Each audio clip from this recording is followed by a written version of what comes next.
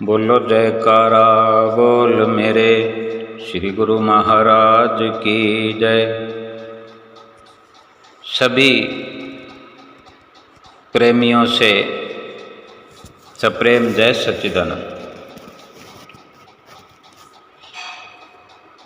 एक विशेषता जीवन की जो शायद हम ना जानते हों,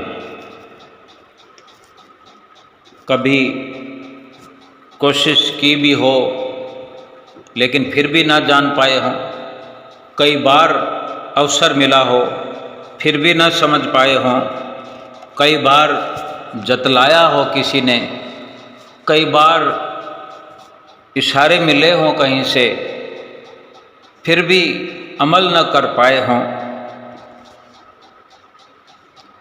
आज फिर एक बार कोशिश कर लेते हैं, क्या मालूम आज समझ आ जाए, जीवन की कीमत समझ में आ जाए, जीवन की कदर करना सीख जाएं। जिंदगी अभिलाषा है, क्या इसकी परिभाषा है? गुरु शरण मिले तो जन्नत है, वरना एक तमाशा है। प्रभु चरणों में जगह दे दी हमें, बेफिक्र कर दिया। ए दाता तेरा एहसान हम कभी चुका नहीं सकते। माना कि जिंदगी लेती है अब इम्तिहान बहुत। आप साथ हो सतगुरु तो हम कभी डगमगा नहीं सकते। ये कितने इस प्रकार के सुंदर शब्द हम सुनते तो हैं, बोलते भी हैं, लेकिन फिर भी समझ नहीं पाते हैं। जरूरत समझने की है, इससे बड़ी जरूरत समझ कर के उसको अपनाने की है, अमल करने की है, उस पर चलने की है। एक चोर चोरी करते हुए पकड़ा गया। मिथिला नरेश राजा जनक का दरबार लगा हुआ था। मिथिला में ही वो चोर पकड़ा गया और दरबार में हाजिर किया जाता है। जब ऐसा कुछ होता है तो राजा के सामने, तो राजा जनक के आगे जब वो चोर पेश हुआ तो राजा जनक ने पूछा चोर से कि भाई बताओ, तुमने चोरी की है? तो वो क्या कहता, चोरी तो की थी, सब सबूत थे। तो राजा जनक कहते हैं तुमने अब चोरी की है तो इस चोरी का उचित दंड तो यही था कि जिस हाथ से तुमने चोरी की है तुम्हारा हाथ कटवा दिया जाता। परंतु तुम वास्तव में क्या है कि विद्वान हो।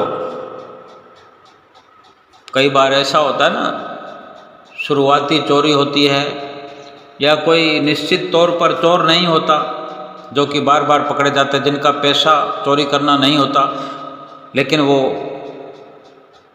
किसी कार्य में लगे होते हैं। आज हम देखते हैं बड़े बड़े लोग, चोरियां जिनके सबूत होते हैं, साबित हो जाती है, लेकिन वो वैसे ही बहुत सारी कमाई करते हैं।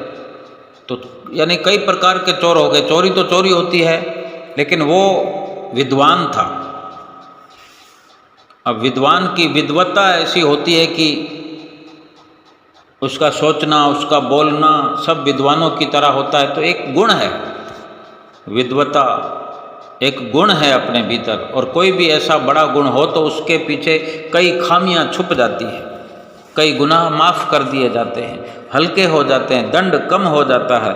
तो राजा ने कहा कि उचित तो यही था कि तुम्हारा हाथ कटवा दिया जाता, परंतु तुम विद्वान हो इसलिए इतना ही दंड मैं तुम्हें दे रहा हूँ कि तुम इस राज्य से बाहर चले जाओ। बस मैं तुम्हें इस राज्य में देखना नहीं चाहता, बस यही तुम्हारी सज़ा। ये कोई सज़ा जो है कोई अधिक नहीं है, लेकिन हर सज़ा के हर किसी के लिए अलग अलग मायने होते हैं। क्योंकि वो विद्वान था, चोर था, गलती हो गई, उससे भूल हो गई, वो अपनी जगह है, लेकिन वो विद्वान था। स्वयं राजा जनक ने अपने मुंह से भी उच्चारण किया कि तुम विद्वान हो इसलिए तुम्हें इतनी सज़ा मिलती है, लेकिन फिर भी इस सज़ा के मिलने पर वो चोर कहना भी ठीक नहीं है, उसका नाम था ब्रह्मकेतु। तो ब्रह्मकेतु ने पूछा राजा जनक से कि ये राज्य आपका है?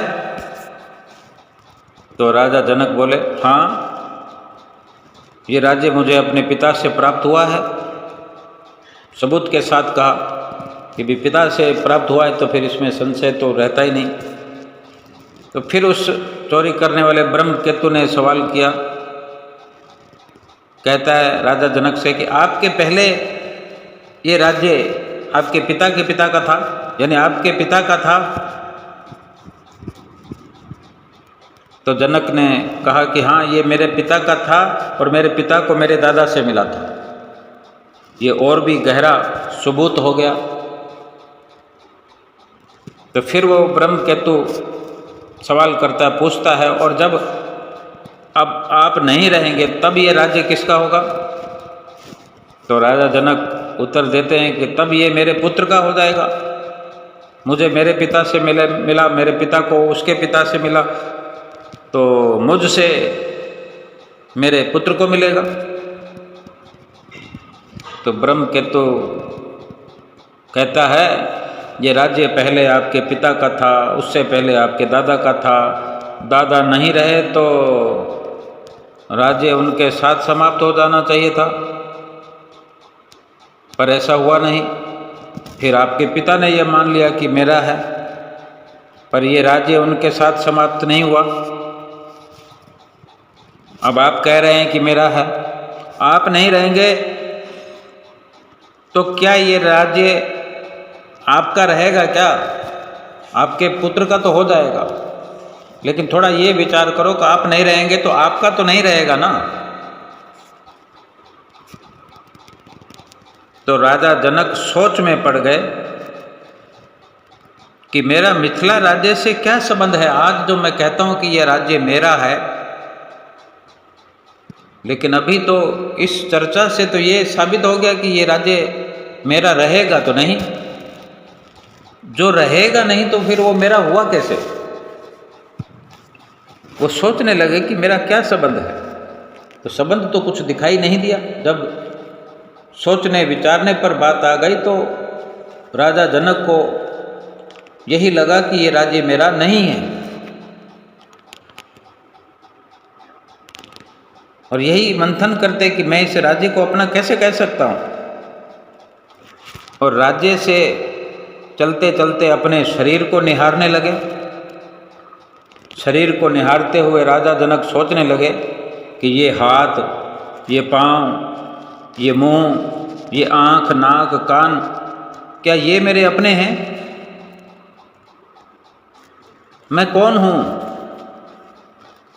क्या फिर इस संसार की जिसमें मैं रह रहा हूँ कोई और वस्तुएं भी हैं जो मेरी हैं, जो मैंने मान रखा है? राज्य को अलग से मान रखा है कि मेरा है। राज्य में और बहुत से सामान हैं, उनको अलग अलग से मानते, ये भी मेरा है, ये भी मेरा है, ये भी मेरा है, वो भी मेरा है। तो ऐसा सोचते हुए कि न शरीर अपना नजर आता है, न राज्य मेरा हो सकता है, ऐसा सोचते सोचते ही राजा जनक सिंहासन से नीचे उतर गए और विनम्र भाव से बोले उस ब्रह्म केतु से, जो कि ब्राह्मण था, उससे बोले, ब्राह्मण, आपने मेरी आंखें खोल दी। ये राज्य तो क्या, ये शरीर भी मेरा नहीं है, ये राज्य आप सबका है। आप लोग कहीं भी रहें, कहीं भी विचरण करें। तो अचानक ब्रह्म केतु का रूप बदल गया। उसने कहा, राजन, मैंने आपको सांसारिक बंधनों से मुक्त करने के लिए ही चोरी का स्वांग भरा था। मेरा लक्ष्य पूरा हो गया। मैं धर्म हूँ। इतना कहकर धर्म वहाँ से चला गया। अब हम अपना मंथन शुरू करते हैं। हम राजा जनक तो नहीं हैं, राज्य के मालिक तो नहीं हैं, लेकिन हम राजा ना भी हों तो अपने को राजा मान सकते हैं। मानने में क्या है, उसने मान लिया था, वो तो राजा था। ऐसा होकर भी तो वो सिंहासन से उतर गया, क्योंकि उसका राजा मान लेना, राजा होते हुए भी एक उस सच्चाई की जब झलक दिखी तो वो राजा होने से उसको इनकार हो गया कि मैं कुछ भी नहीं, मैं राजा नहीं हूँ, मैं किसी वस्तु का मालिक नहीं हूँ, मेरा कुछ भी नहीं है, मेरा शरीर भी नहीं है अपना। एक सत्यता पर ये सारे सवाल हैं और सब कुछ उसे फिर मिथ्या लगने लगा। तो सत्य क्या था, वही निचोड़ निकल कर आया कि मैं सत्य स्वरूप आत्मा हूँ। जैसे ब्रह्म केतु ने एक स्वांग रूप धारण करके चोर बनकर चोरी करते हुए इस बहाने से राजा के नज़दीक पहुंचकर उसकी आंखें खोली, तो क्या हमारी आंखें खोलने के लिए आज तक कोई नहीं मिला? हमें कभी हमें इशारा नहीं हुआ? क्या संतों महापुरुषों की शरण में बैठ कर के हम नहीं सुनते? पोथियों किताबों में कभी हम नहीं सुनते? लेकिन आज तक समझ नहीं पाए हैं।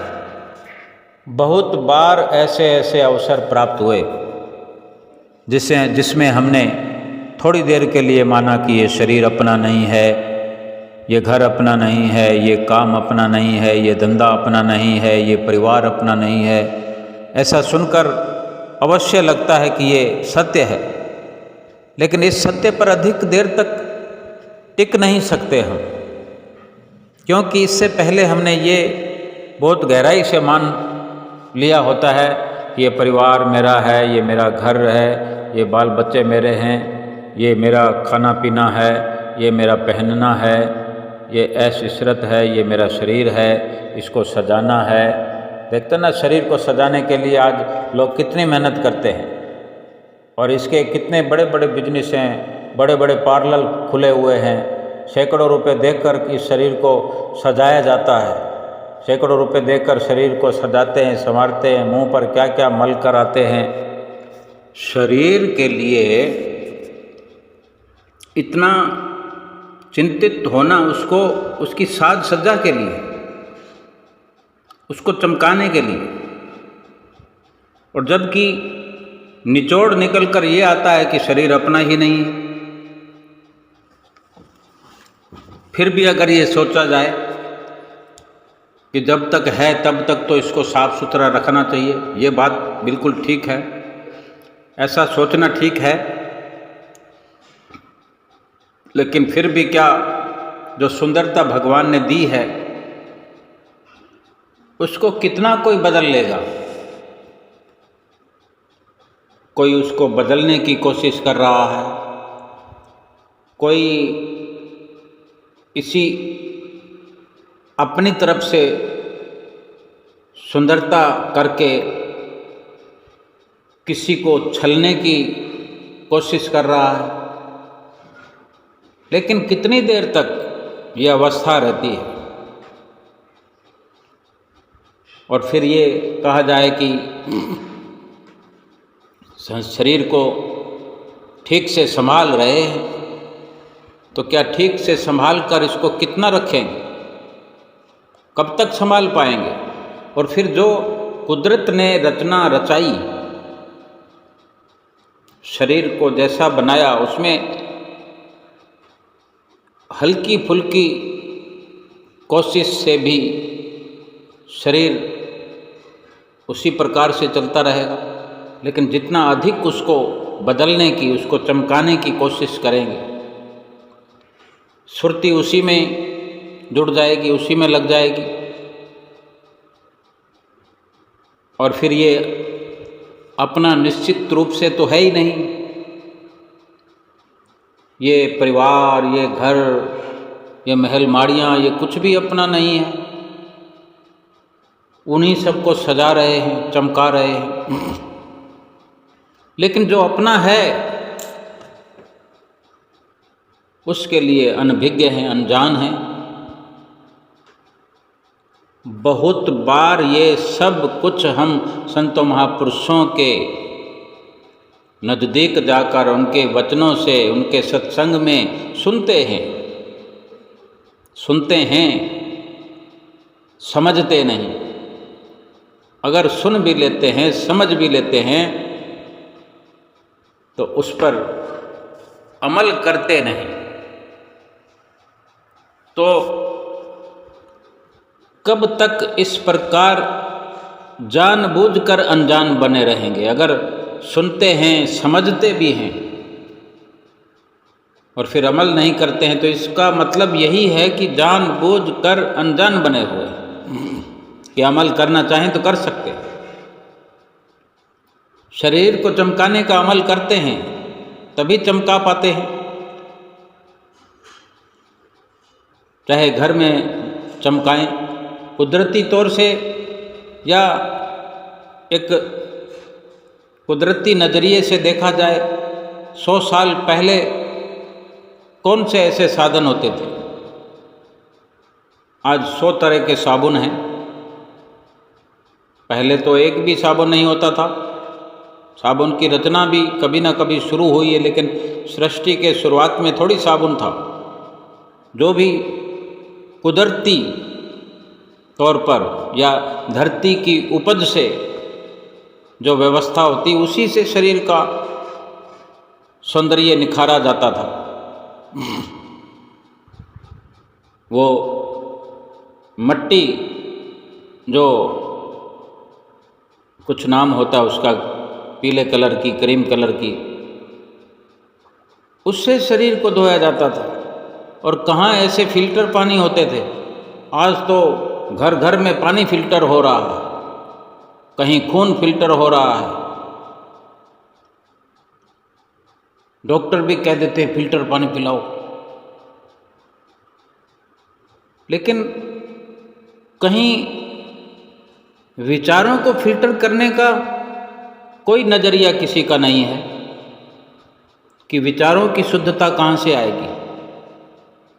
जो विचार मस्तिष्क में चलते रहते हैं वो दूषित हो रहे हैं, पड़े मेले कुचेले होते जा रहे हैं। मन मैला हो गया, हृदय मैला हो गया, पूरा शरीर मैला हो जाता है, क्योंकि इसी मानसिकता के चलते कई दुख घेर लेते हैं, कई चिंताएं, फिक्र घेर लेते हैं।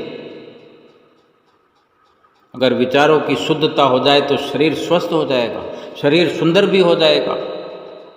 शरीर से सुरती हट जाए जो अपना नहीं है। अभी से राजा जनक ने क्या किया? थोड़ा सा मंथन किया और छोड़ दिया सिंहासन।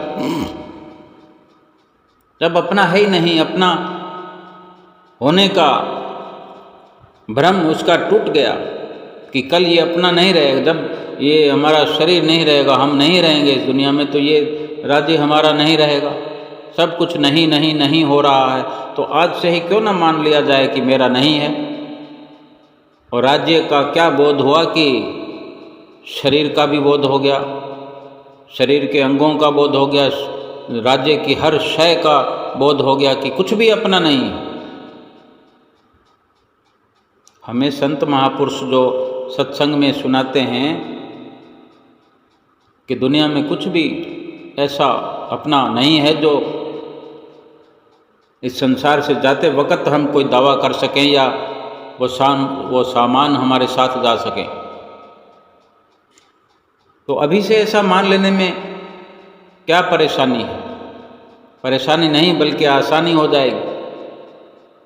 ये सारे बंधन जो मेरा मेरा मेरा मेरा हम करते रहेंगे, ये मेरा है वो मेरा है, ये बंधन टूट जाएंगे, बंधनों से हम मुक्त हो जाएंगे। बंधनों से मुक्त होना क्या है? कैसे मुक्त हुआ जाता है? यही तो मुक्ति है जो जीते जी हम कर सकते हैं। संत महापुरुष जीते जी मुक्त पुरुष होते हैं। उन्हें सब मालूम होता है, वो जानते हैं, तभी तो हमें जनाते हैं। जो वो स्वयं जानते हैं वही हमें जनाना चाहते हैं, जो स्वयं वो हैं वही हमें बनाना चाहते हैं, जहाँ वो रहते हैं हमें वहीं ले जाना चाहते हैं। क्योंकि जो वो हैं वही हम हैं, लेकिन आत्म स्वरूप से, शरीर से नहीं।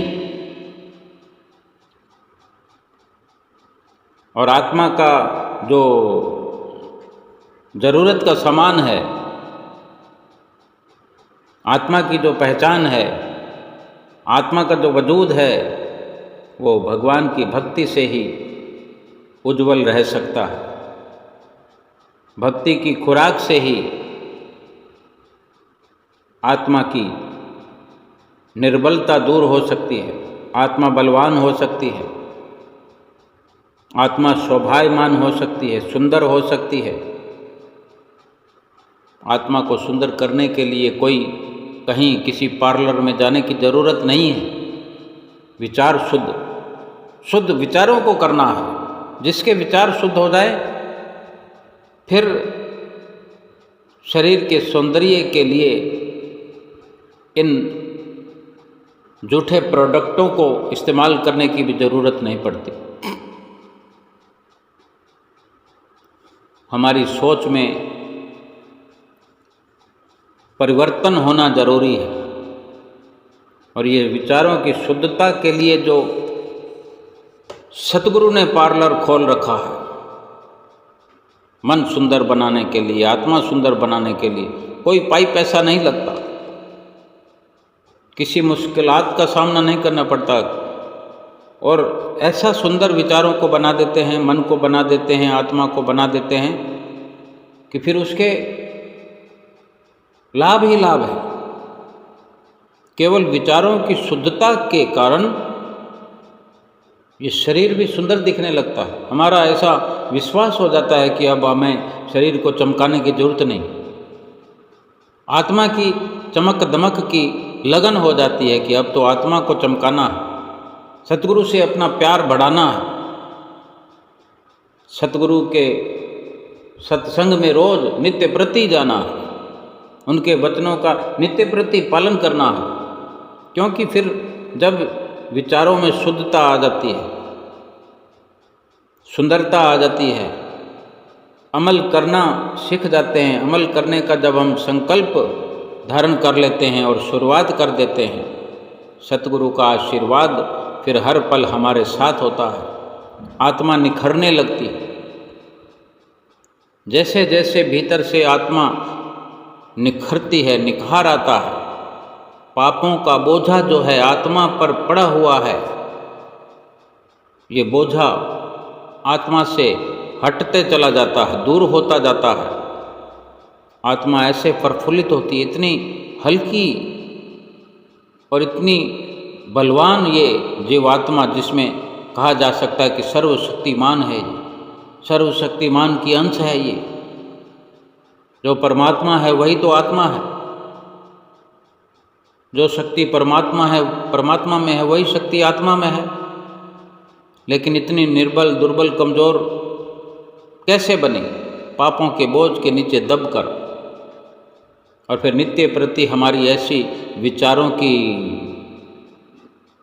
अपनी सोच की जो हमने स्वयं दुर्गति कर रखी है, विचारों को अशुद्ध होने दिया हमने, करते गए विचारों को अशुद्ध, और यही फिर पाप बन करके आत्मा को बोझिल करते गए। आत्मा दब कर फिर इस जीवन को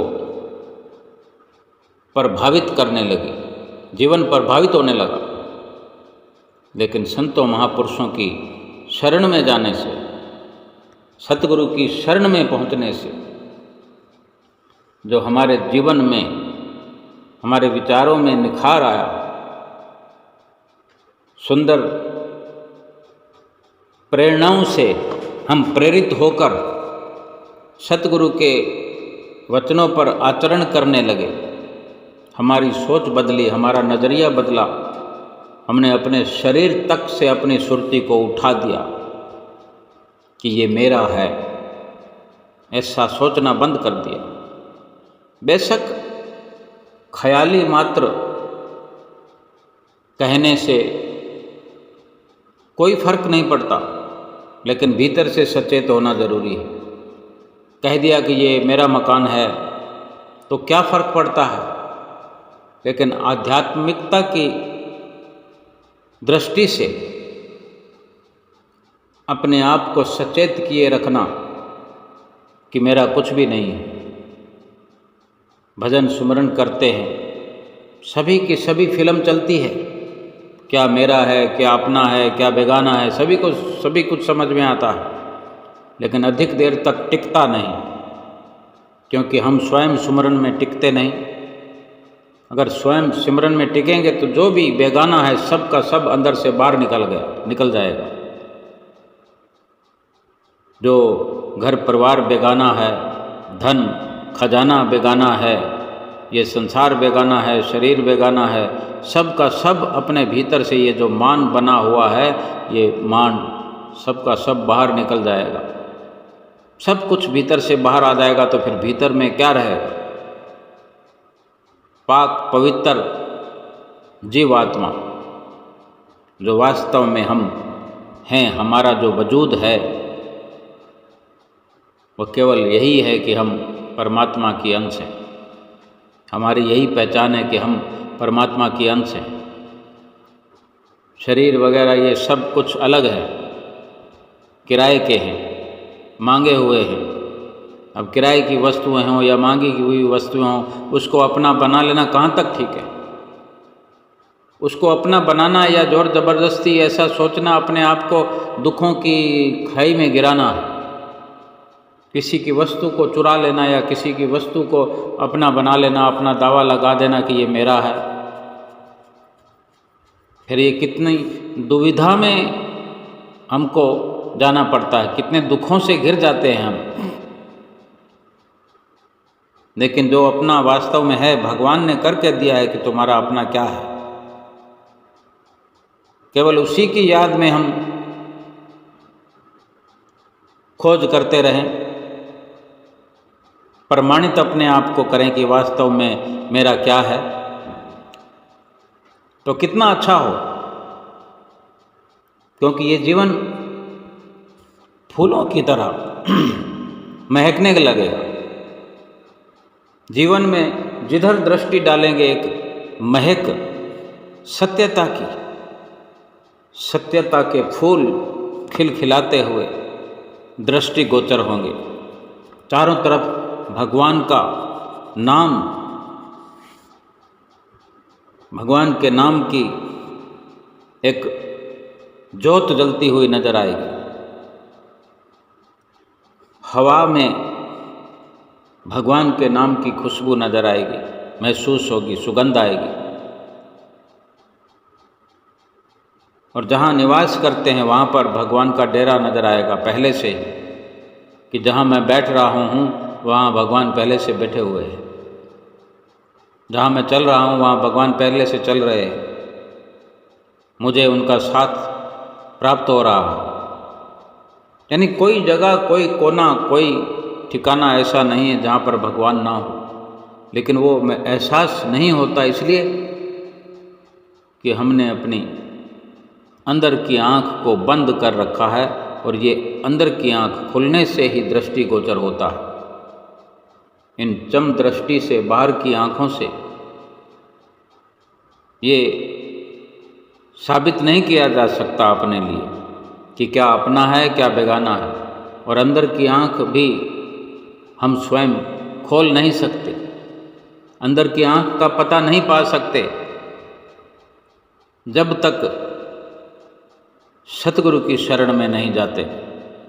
सतगुरु से नाम लेकर जब उस नाम की कमाई करते हैं, नाम का अभ्यास करते हैं, सुमरन करते हैं,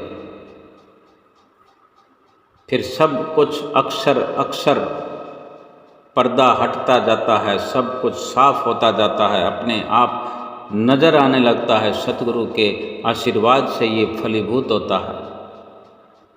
जब सारी पाप की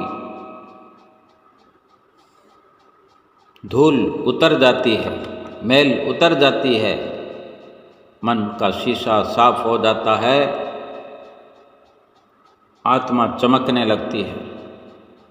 आत्मा क्या, पूरा संसार चमकता हुआ दिखाई देता है, लेकिन वो माया रूप है। ये भीतर की आँख खुलने पर सब कुछ दृष्टि गोचर होने लगता है, जो पहले नहीं होता था जब तक सतगुरु की शरण में नहीं आए थे हम। सतगुरु की शरण में आने का लाभ ही यही है।